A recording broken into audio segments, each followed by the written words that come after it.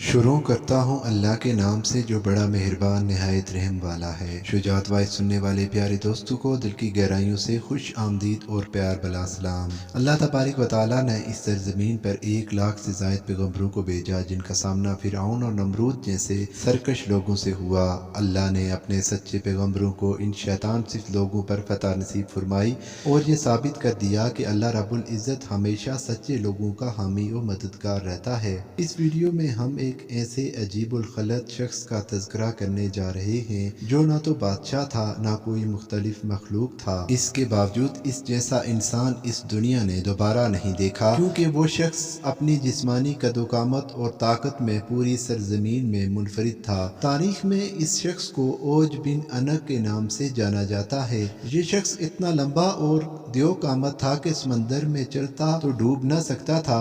ऊंचे ऊंचे दरख्त और पहाड़ इसके सामने छोटे मालूम होते थे और इसकी लंबाई और कद इतना ज़्यादा था कि दूसरे लोग इसके सामने कीड़े मकोड़े की मानी दिखते थे।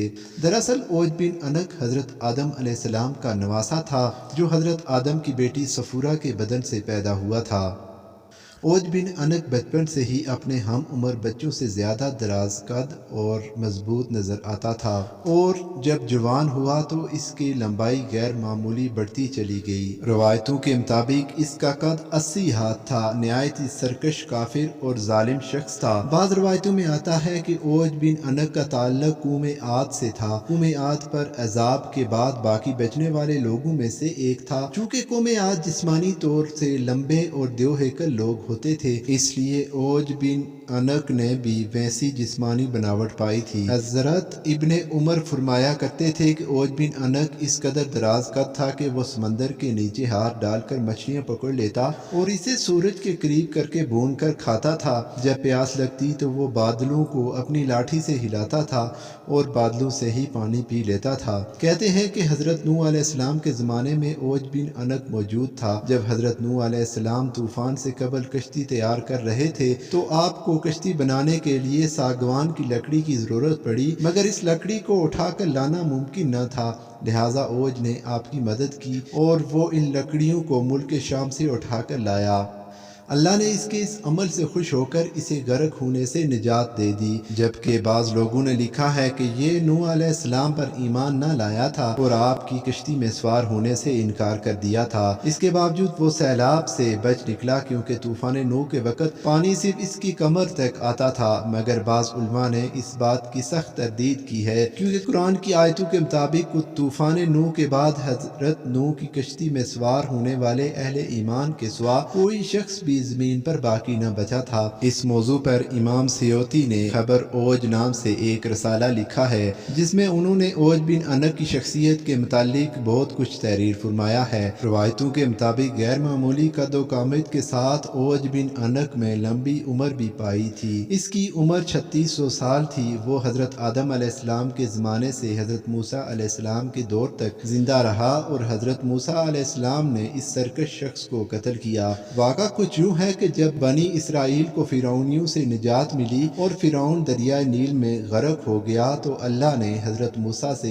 ये वादा किया कि शाम की मुकद्दस सरजमीन बनी इसराइल की हो जाएगी। इस वक्त वहाँ जालिम और जाबर किनानी लोग आबाद थे। लिहाजा अल्लाह ने हुक्म दिया कि इन जाबिर लोगों से जंग करो और इन्हें वहाँ से निकाल बाहर कर दो। अल्लाह ने मूसा अलैहिस्सलाम के साथ फतह का वादा किया था। हजरत मूसा पर हुक्म नाजिल हुआ कि बनी इसराइल के 12 कबीलों से 12 अफराद को चुन लिया जाए और उन्हें सरदार मुंतखब किया जाए। लिहाजा हजरत मूसा अलैहिस्सलाम ने 12 सरदारों को चुना और इनको लेकर कनान पहुंचे। आप अलैहिस्सलाम ने इन सरदारों को शाम की तरफ भेजा कि वहां जाकर इन जालिम हाकिमों की खबर ली जाए और इन्हें दावत हक पहुंचाई जाए कि ये मुकद्दस ज़मीन हमें अता की गई है, सो अब तुम लोग हमारी अतात करो। अगर उन्होंने इनकार किया तो जंग से खबरदार करके आ जाओ। जब वो 12 सरदार शाम पहुंचे پہنچے تو اس وقت وہاں کا حاکم اوج بن انق تھا۔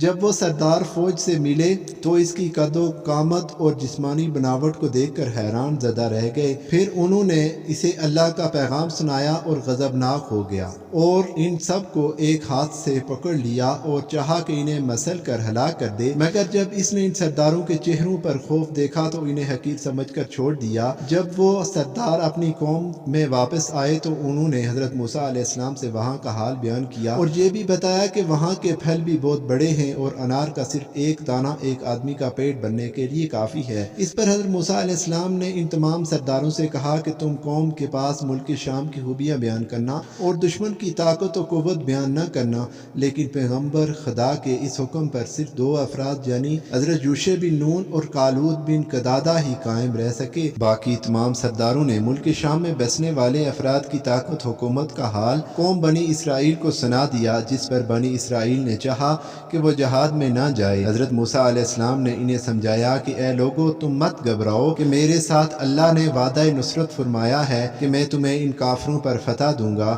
دوسری طرف بنی اسرائیل نے حضرت موسیٰ سے کہا، اے موسیٰ، وہاں بے شک ایک زبردست قوم ہے، ہم وہاں ہرگز نہیں جائیں گے یہاں تک کہ وہ وہاں سے نکل جائے۔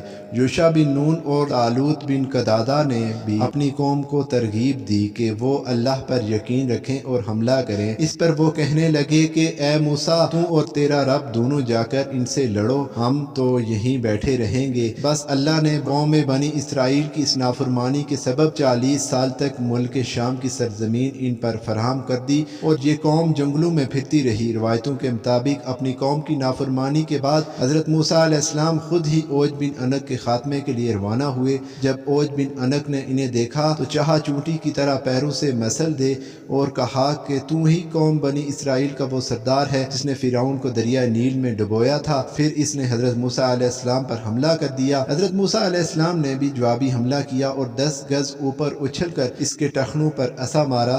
یہ ضرب اتنی کاری تھی کہ اوج بن انق نامی یہ پہاڑ جیسا شخص وہیں پر گر کر مر گیا۔ کہتے ہیں کہ اس کی لاش 40 سال تک وہیں زمین پر پڑی رہی۔ اس عرصے میں اس کے جسم کا گوشت گل کر صرف ڈھانچہ رہ گیا۔ جب حضرت موسیٰ علیہ السلام اور حضرت ہارون علیہ السلام جہاد سے سرخرو ہو کر واپس لوٹے تو اس کے ڈھانچے کو اٹھا کر دریائے نیل پر رکھ دیا اور ایک عرصہ تک وہ ڈھانچہ دریائے نیل پر پل کا کام انجام دیتا رہا۔ مخلوق خواہ کتنی بھی ظالم ہو، جب اللہ کی پکڑ ہوتی ہے تو اس کی طاقت قوت ریت کی مانند ہو کر رہ جاتی ہے اور یہ بعد میں آنے والے لوگوں کے لیے نشان عبرت بن جاتی ہے۔ پیارے دوستو، اگر ویڈیو پسند آئی ہے تو ویڈیو کو لائک اور چینل کو سبسکرائب ضرور کریں۔ اللہ سے دعا ہے اللہ ہم سب کو دین حق پر چلنے کی توفیق عطا فرمائے، آمین۔